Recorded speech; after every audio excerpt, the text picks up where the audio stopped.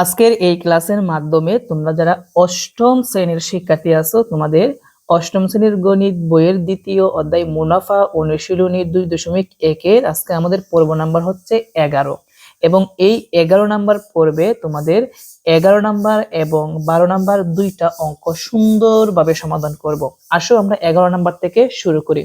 তো এখানে 11 নাম্বারে হচ্ছে বার্ষিক শতকরা 6 টাকায় মুনাফায় 500 টাকার 4 বছরের মুনাফায় যত হয় বার্ষিক শতকরা 5 টাকায় মুনাফায় তত টাকার 2 বছর 6 মাসের মুনাফা তত হবে। তো এখান থেকে আমাদের কি বের করতে হবে? দেখো, এখান থেকে আমাদের বের করতে বলছে যে বার্ষিক শতকরা 5 টাকায় মুনাফায় কত টাকার, অর্থাৎ আসল বের করতে হবে। কি বের করতে হবে? আসল বের করতে হবে। এখন একটা জিনিস এদিকে লক্ষ্য রাখো যে সুন্দর একটা কথা উল্লেখ করা আছে, সেটা হচ্ছে যে বার্ষিক শতকরা 6 টাকায় মুনাফায় 500 টাকার 4 বছরের মুনাফা যত হয়, মানে 4 বছরের জন্য মুনাফা যত হয় 5 বছরের মুনাফা কি ততই, মানে দুইটার ক্ষেত্রে দেখা যাচ্ছে যে মুনাফা একই। তো এটা কিন্তু আমরা তিনটা স্টেপ ফলো করলে কিন্তু আমরা অঙ্কটা সমাধান করতে পারি। আমরা প্রথম স্টেপে মূল বাক্যের প্রথম অংশের আসল থেকে মুনাফা নির্ণয় করতে হবে এবং দ্বিতীয় ধাপে দ্বিতীয় অংশের আসল ধরে নিয়ে মুনাফা বের করতে হবে এবং লাস্টে আমাদের প্রথম আর দ্বিতীয় ধাপের যে মুনাফার মান সমীকৃত করে আসল বের করতে হবে। তো কিভাবে বের করবো আসো তোমাদেরকে আমি একদম ইজি ভাবে এটা আমি সমাধান করে দেখাচ্ছি। ওকে, সবাই মনোযোগ দাও। 11 নাম্বার। তো 11 নাম্বার সমাধান। যেহেতু দুইটার ক্ষেত্রে কিন্তু মুনাফা কিন্তু একই রকম, কি বললাম? দুইটার ক্ষেত্রে কিন্তু মুনাফা একই। তো সর্বপ্রথম এই জায়গার মধ্যে আমরা একটা জিনিস লক্ষ্য রাখি, লাস্টে একটা কথা আছে যে 5 টাকার বার্ষিক শতকরা 5 টাকার মুনাফায় কত টাকার 2 বছর 6 মাসের মুনাফা তত হবে। তো এখানে যেহেতু 2 বছর 6 মাস আছে, আমরা একটা কাজ করব, এই মাসটুকুকে আমরা বছরে রূপান্তর করব। তার মানে এখানে 2 বছর 6 মাসকে আমরা কিসে রূপান্তর করব? সর্বপ্রথম বছরে। তাহলে আমরা লিখব 2 বছর কত মাস? 6 মাস সমান, দেখো আমরা এটাকে আমরা বছরে রূপান্তর করব। তো 2 বছরের জায়গায় 2 বছর যোগ আর এখানে যে 6 মাস আছে এটাকে আমরা বছরে রূপান্তর করব। মনে রাখবা, মাসকে বছরে রূপান্তর করতে হলে আমরা জানি 1 বছরে 12 মাস, সেই জন্য 12 দিয়ে এই 6 কে কি করতে হবে? ভাগ করতে হবে। যদি ভাগ করি তাহলে আমরা কি পেয়ে যাব? বছরটা পেয়ে যাব। তো এখন এখান থেকে আমরা একটা কাজ করতে পারি, কাটাকুটি করতে পারি বা লসাগু নিতে পারি। আমরা যদি কাটাকুটি করি তাহলে এভাবে হয় 2 যোগ এই 6 আর 12 কে 6 দ্বারা কাটাকুটি করা যায়। 6 যায় 6 এর মধ্যে কয়বার? একবার। 6 যায় 12 এর মধ্যে কয়বার? 2 বার, বছর।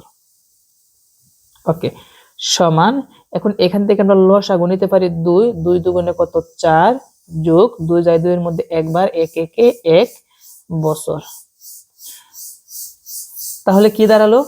তাহলে আমাদের দাঁড়ালো উপরে হচ্ছে 4 আর 1 যোগ করলে 5 আর নিচে হচ্ছে 2। তাহলে আমরা টোটাল কয় বছর পেলাম? 2/5 বছর পেলাম। এখন আমরা অঙ্কের দিকে আসি।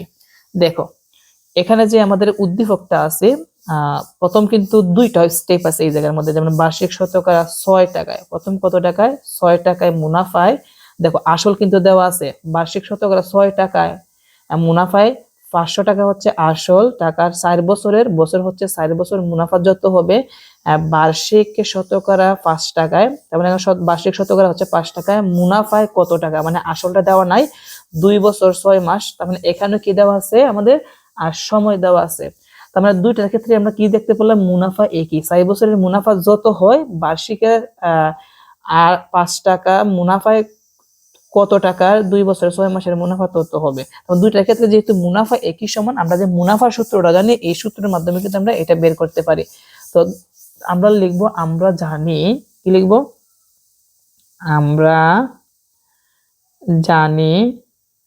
আমরা জানি আই সমান কি? P R N. আমরা জানি আই সমান পি আর এন। এখন আমরা প্রশ্ন মতে দুইটার ক্ষেত্রে আমরা কি লিখবো? যেহেতু মুনাফা সমান আমরা লিখবো প্রশ্ন মতে।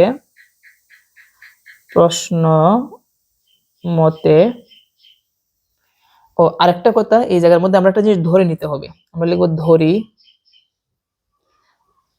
ধরি কি ধরি, যেহেতু আমাদের প্রথম ক্ষেত্রে কিন্তু আসল দেওয়া আছে 500 টাকা, কিন্তু দ্বিতীয় ক্ষেত্রে মুনাফায় কত টাকা মানে আসল দেওয়া নাই, এই ক্ষেত্রে আমরা আসলটা ধরে নিব শতকরা 5 টাকায়। কি বললাম, শতকরা 5 টাকায় মুনাফায় আমরা আসল কত ধরে নিব, ক টাকা ধরে নিব। সেই জন্য আমরা লিখবো ধরি ধরি শতকরা, আচ্ছা ধরি কথাটা আমি একটু উপরে লিখি, ধরি শতকরা, শতকরা কয় টাকা, 5 টাকা মুনাফায়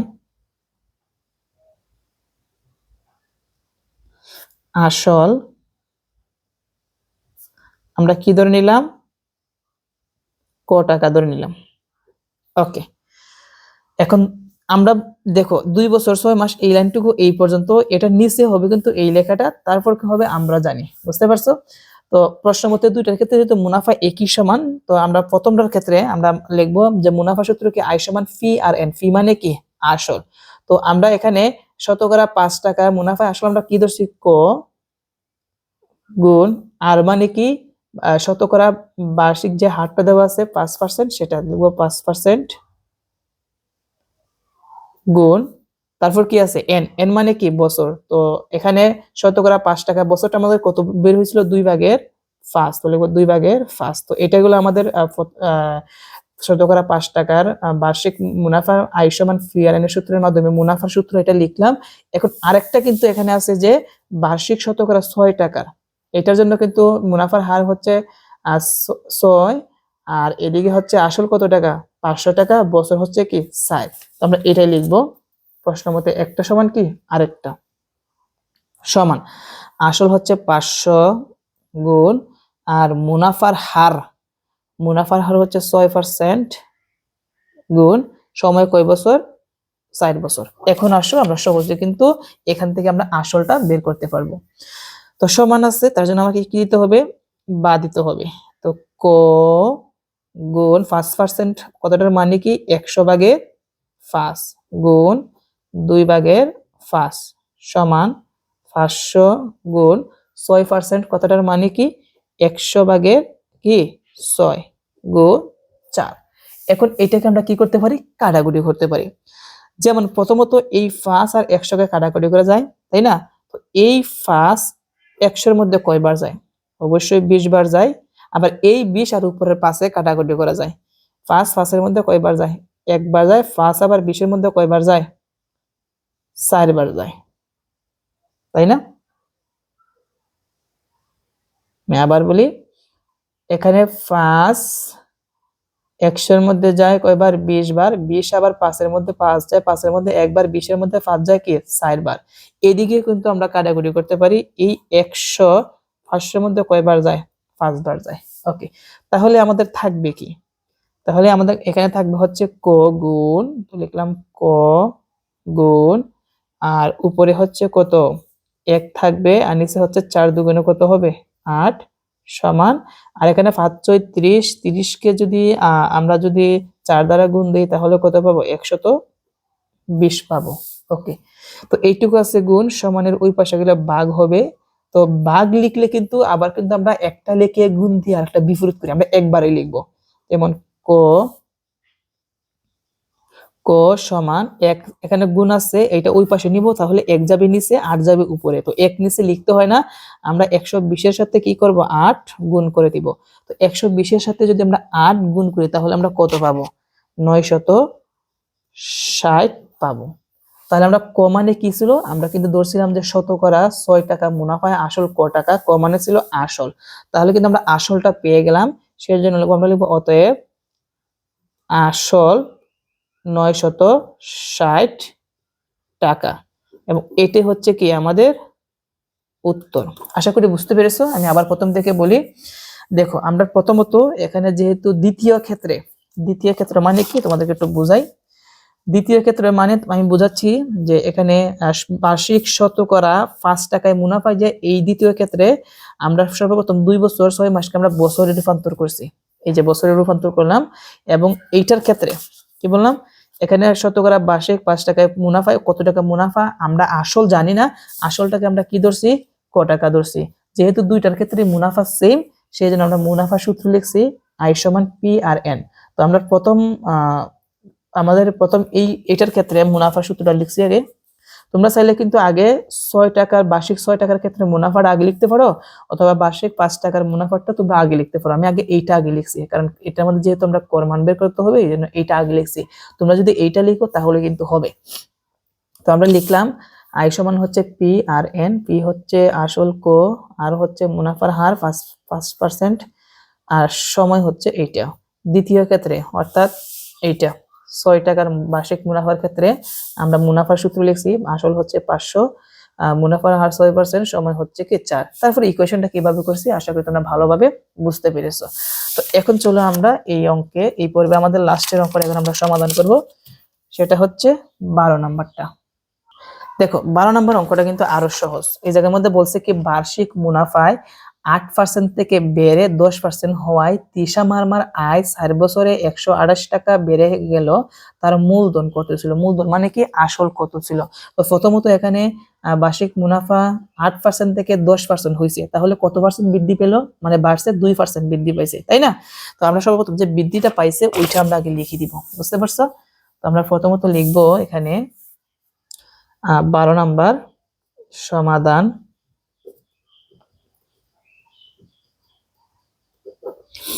প্রথম আমরা লিখবো মুনাফার পার্থক্য। মুনাফার পার্থক্য, মুনাফার পার্থক্য কত, 10 থেকে কত 8, কারণ 8% থেকে 10% বেড়ে গেছে, তার মানে 10 থেকে 8 বিয়োগ করলে কত হবে, 2% হবে পার্সেন্ট। তাহলে এটা সমান কত পার্সেন্ট হবে, 2% বৃদ্ধি পেয়েছে। ওকে, আমাদের এখানে একটা শেষ। তারপর কি বলছে যে 10% হওয়ায় তিশা মারমার আয় 4 বছরে 128 টাকা বেড়ে গেল, আয় কিন্তু বেড়ে গেল। তাহলে এখানে 4 বছরটা আছে, এটাকে বলা হয় সময়। আর কত টাকা বেড়ে গেছে এখানে, 128 টাকা, এটা হচ্ছে কি আমাদের মুনাফা। মনে রাখবা আগে কিন্তু 8% ছিল, পরে কিন্তু 10% হয়েছে। 10% হওয়াই কিন্তু এই মুনাফা এত টাকা মানে বেড়েছে। তো এটা বৃদ্ধি পাওয়ার পর এই মুনাফাটা হয়েছে, বুঝতে পারছো বিষয়টা। তো আমরা এখানে একটা সাইড নোট এখানে লিখে দিতে পারি, যেহেতু বৃদ্ধি পাওয়ার পর এগুলো আসছে। দেখো আমি সাইড নোটটা লিখি, স্কেলটা কোথায় গেল। আমরা এই পাশে একটা সাইড নোট লিখতে পারি সুন্দর করে। সাইড নোটের মধ্যে আমরা উল্লেখ করে দিব এখানে মুনাফা বৃদ্ধি, যেহেতু প্রত্যেকটা কিন্তু বৃদ্ধি পাওয়ার পর কিন্তু হয়েছে মুনাফা বৃদ্ধি। মুনাফাকে আমরা আয় দ্বারা প্রকাশ করি, আয় সমান কত টাকা বৃদ্ধি মুনাফা, এখানে হচ্ছে 128 টাকা। তাহলে আমরা লিখবো 128 টাকা। কেমন, মুনাফার হার বৃদ্ধি, মুনাফার হার বৃদ্ধি। দেখো মুনাফার কিন্তু 8% থেকে 10% হয়েছিল, সেই জন্য 2% বৃদ্ধি পেয়েছিল। মুনাফার হারকে 8 দ্বারা প্রকাশ করে। তো আমরা বৃদ্ধির কথাটা কেন লিখছি, কারণ 8% থেকে কিন্তু 10% বৃদ্ধি পাইছে, এই জন্য কিন্তু। তো মুনাফার হার বৃদ্ধি কত পার্সেন্ট, 2%, লিখলাম 2%। আর 2% কথাটার মানে কি, 100 ভাগের 2, 100 ভাগের 2। ওকে, তারপর কি আছে, সময়। সময়কে আমরা n দ্বারা প্রকাশ করি, সময় n সমান কয় বছর, সময় হচ্ছে কিন্তু উল্লেখ আছে এখানে 4 বছর। তাহলে আমরা লিখবো 4 বছর। তাহলে আমাদের কি বের করতে হবে, মূলধন। মূলধন মানে কি, আসল। আসল আমরা এখন আসলটা বের করি একদম সহজে। তো আমরা কিন্তু একটা সূত্র জানি, আমরা জানি আই সমান ফি আর এন, এটা কিন্তু মুনাফার সূত্র। এই সূত্রের মাধ্যমে কিন্তু আমরা মূলধন অর্থাৎ আসলটা বের করতে পারবো। আসল মানে কি, ফি। তার মানে ফিটা এই পাশে থাকতে হবে, সমান থাকলে আমরা কি দিব, বা দিব। তো লিখবো বা, এই সম্পূর্ণটা এই পাশে আসবে, ফি আর এন সমান, আর এটা চলে আসবে এই পাশে। অতএব যেহেতু আমরা এখান থেকে আসল বের করব, শুধু পিটা রেখে দিব সমান, আর এখানে আর এন আছে গুণ, এই পাশে আনলে কি হবে, ভাগ হবে, আর উপরে কত যাবে, আই যাবে। এই যে আমরা আসলটা নিয়ে আসছি, এখন আমরা মান বসাইলে কিন্তু অঙ্কটা চলে আসবে। আয় মানে কি? মুনাফা। মুনাফা কত? 128। দেখলাম 128। আর মানে কি? মুনাফার হার 100/2। তাহলে আমরা লিখবো এখানে 100/2, মধ্যখানে ইন্টু আছে, দিলাম ইন্টু এন মানের সময় কত বছর? 4 বছর, সমান উপরে যা আছে তাই। এখন এই জায়গার মধ্যে কিন্তু আমরা কাটাকুটি করতে পারি। বুঝতে পারছো বিষয়টা? কিভাবে কাটাকুটি করতে পারি? দেখো, এই যে 4 আছে, এই 4 100 এর মধ্যে কয়বার যায়? 25 বার যায়। তাহলে উপরে হচ্ছে 2 আর নিচে কত? 25। এখন সিম্পল বিষয়, মূল ভাগের উপরে কত আছে? 128, আর ভাগটা হয়ে যাবে গুণ, তার পরবর্তী ভগ্নাংশ বিপরীত, 2 যাবে নিচে, 25 যাবে কি? উপরে। এখন ইকুয়েশনটা কি আসে সবাই লক্ষ্য রাখি। দেখো, এই 2 128 এর মধ্যে কয়বার যায়? আমরা দেখি, 128 ভাগ হচ্ছে 2, 64 বার যায়। এটার মধ্যে কয়বার যায়? 64 বার যায়। সমান, এখন 64 দ্বারা যদি আমরা 25 কে গুণ দিই, তাহলে আমরা পাবো হচ্ছে 1600, মানে 1600 পাবো, 1600 টাকা। তার মানে এটি হচ্ছে কি আমাদের কি মূলধন। তাহলে আমরা বলতে পারি, অতএব তিশা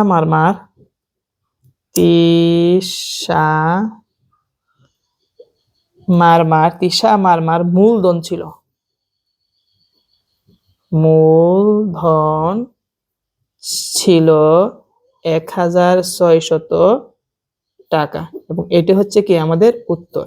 প্রিয় শিক্ষার্থীরা, আশা করি তাহলে তোমরা এই অঙ্কের সমাধানটি তোমরা ভালোভাবে বুঝতে পেরেছো। আজকের মতন এই পর্যন্তই। আমরা নেক্সট পর্বে আমরা পরবর্তী অঙ্ক থেকে শুরু করব।